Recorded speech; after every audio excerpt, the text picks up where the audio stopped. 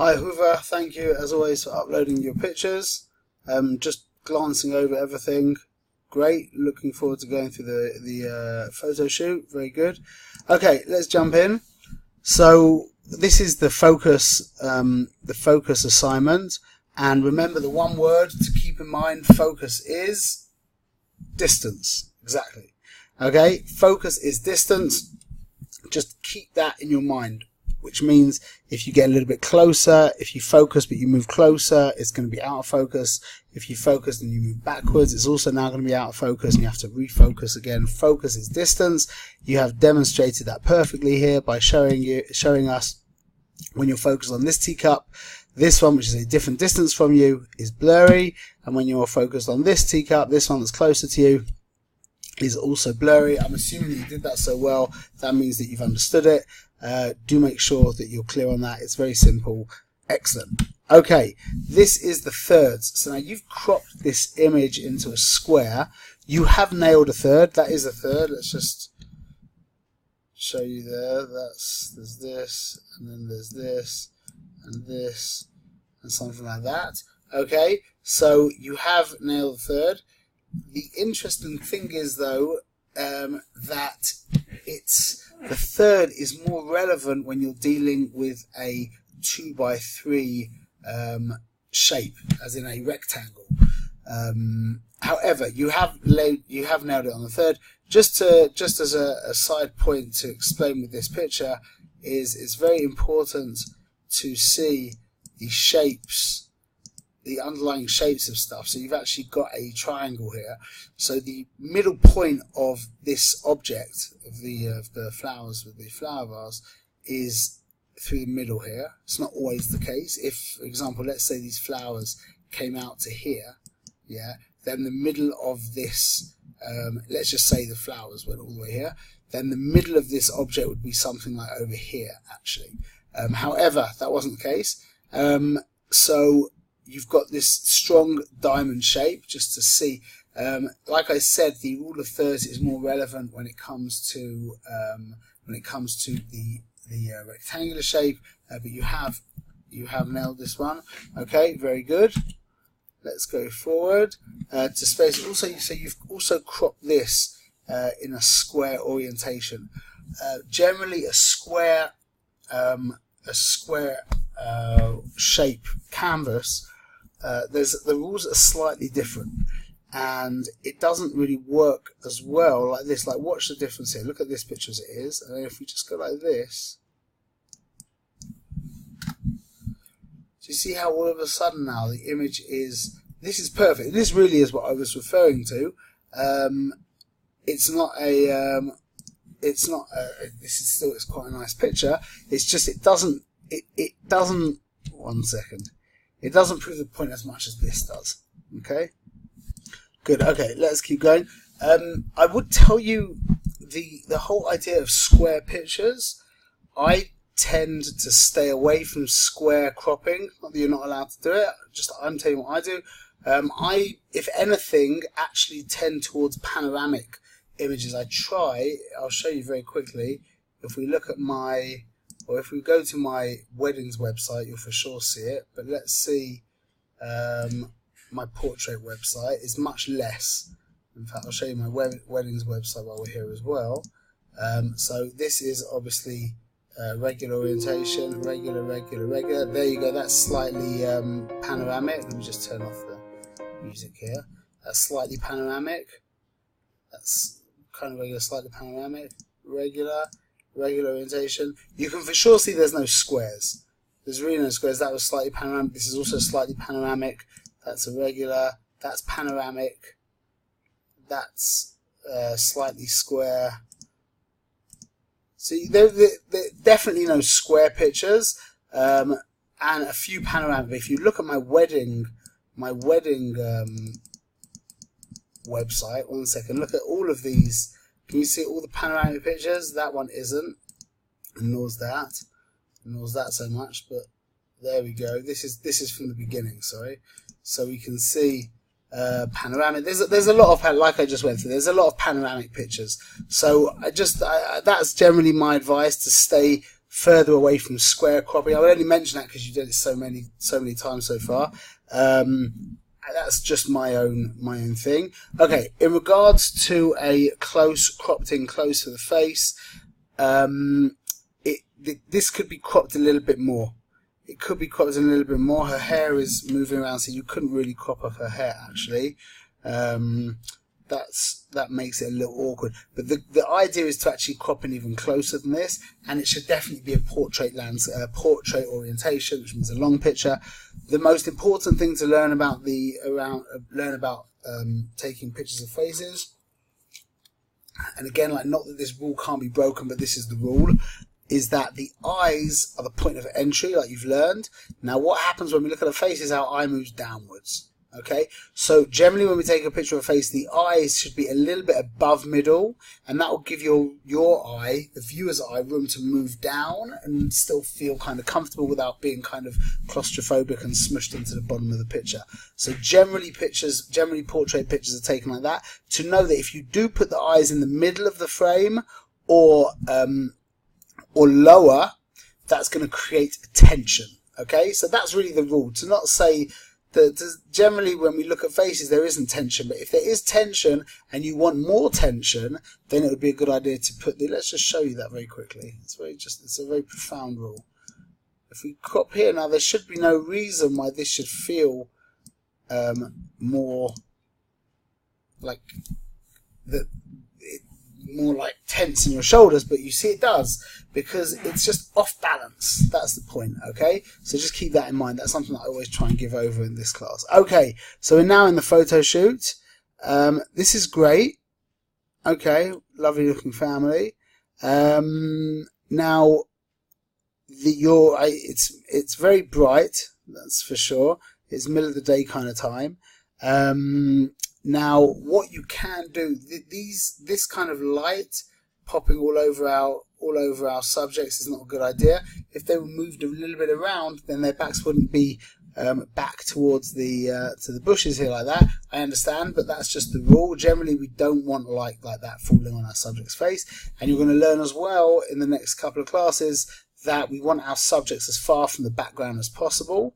And right now it's only class 2, so we're not going to get into the stats, but if you look back at these stats in another couple of weeks, you'll see that they're very, very wacky. That's obviously not your fault. That's just that you haven't learned that yet. So it'd be a good idea for you to look back at these stats and think, wow, what was going on there?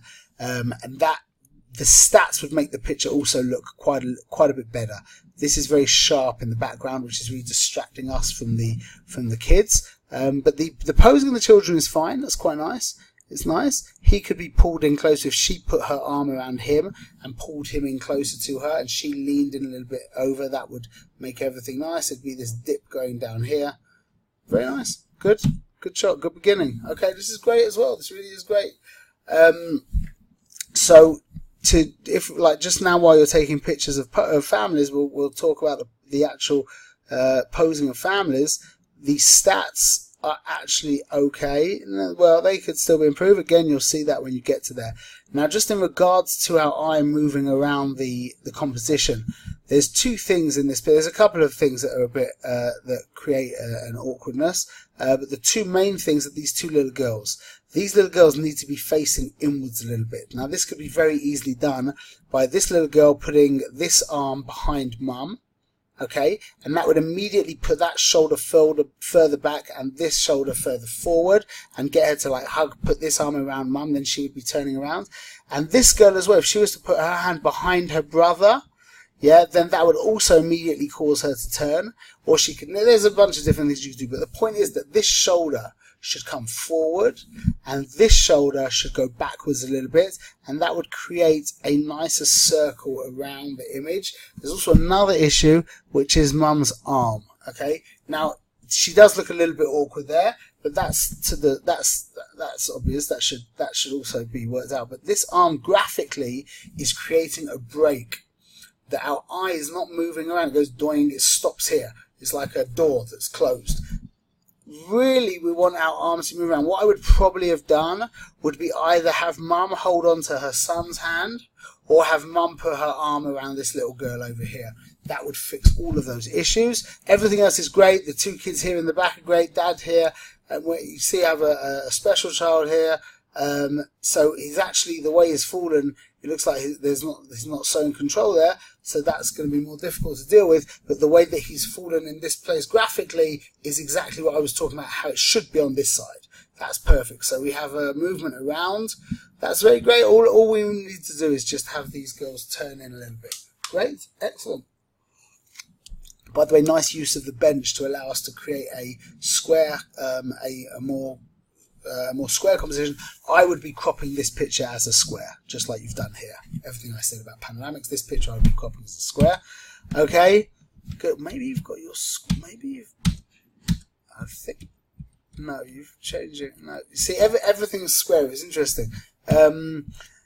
Okay, so here I would get a square works okay here. This is quite nice. She's a little bit awkward. In this case, I would probably have her with her arm holding this girl's arm, and then with this girl here holding onto her arm, and have them come in as a unit. Again, we need the movement inwards from the outside. So we need to be constantly thinking about keeping our eye moving around and moving in. This kind of feeling. When we look at the picture, it should be kind of feeling like this, you understand? Okay, good. Again, the lighting here, this is just, you make this once or twice, but it's something that a lot of people don't even think about. Next week you'll fix that, just making sure. I know that you're in a very bright time of day, it's midday-ish, but this is not what we want. In regards to the background, it's the kind of thing that you would be tempted to take especially as a client. I can imagine my clients turning around to me and saying, "Quick, get a picture with the river in the background," and it's very nice, but graphically it's actually not very nice. The reason people think it's like a novelty, they don't see rivers all the time and whatever, so they think it would make for a nice picture, but graphically you have to try and see through. There's a place where I go regularly to take pictures, which is like a kind of like lots of bricks and stuff like that, and it's kind of a novel place to be. So everyone says, "Quick, let's get a picture here," but graphically it's really unimpressive. So what I usually do is go, "Okay, yeah, fine, click, click," and then let's go somewhere else where maybe it's a little prettier, or just say, "Let's move on, we got that picture." You don't need to say, "No, we're not going to take the picture," because we've got millions of pictures. So you take it quick and then move on somewhere else. But the real issue here is the light on their faces. Okay, and again, you're going to learn more about the stats, and that's going to make a difference as well. Okay, this is a nice shot. The light on her face is actually lovely. I think this one we will take into post. I would crop in a little bit.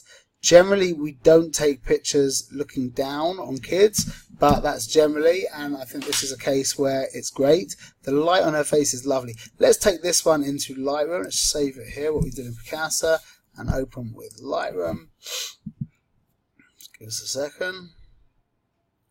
While my computer makes up his mind whether or not he's actually going to open Lightroom for me. I shouldn't say horrible things about him. He's a great computer. Give me a second.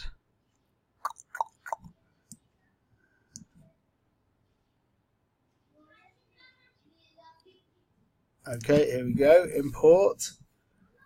Double click here. Let's click develop. Okay. Now, all we're going to do is just brighten this picture up a little bit, because the actual light on her face is really lovely. So just brighten that a little bit. And now I'm going to take my paintbrush and I'm going to just reset, which means right now I'm actually doing nothing. But now when I open up my shadows, there we go, you can see a little bit more. It's not good. Blacks usually takes away too much contrast. It's not so good. Okay, that's nice. I think also we do want to actually increase the exposure of drop. Maybe just like that. Yeah. I think I'm now going to paint over here as well. Now what I'm going to do is I want to bring our attention to the little girl, so I'm going to darken everything else. I'm not even going to bother lightening up that area there. And I'm going to create a new one. I'm going to put the clarity right up So that should make this, see how that makes that a little bit more intense. And I think also her hair I would like to intensify a little bit. And these wisps here, that's not good. 1 second.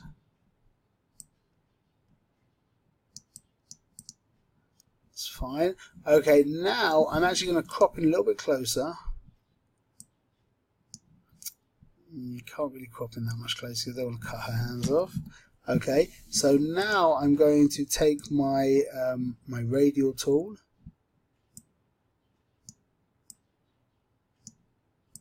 Pull this down. Don't worry, we're not going to leave it like this.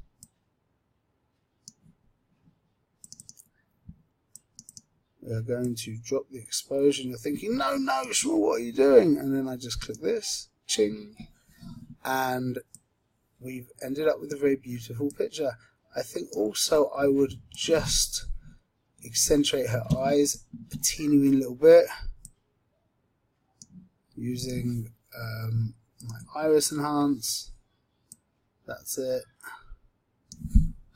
Zoom back out again, press H, and let's just see where we went from to.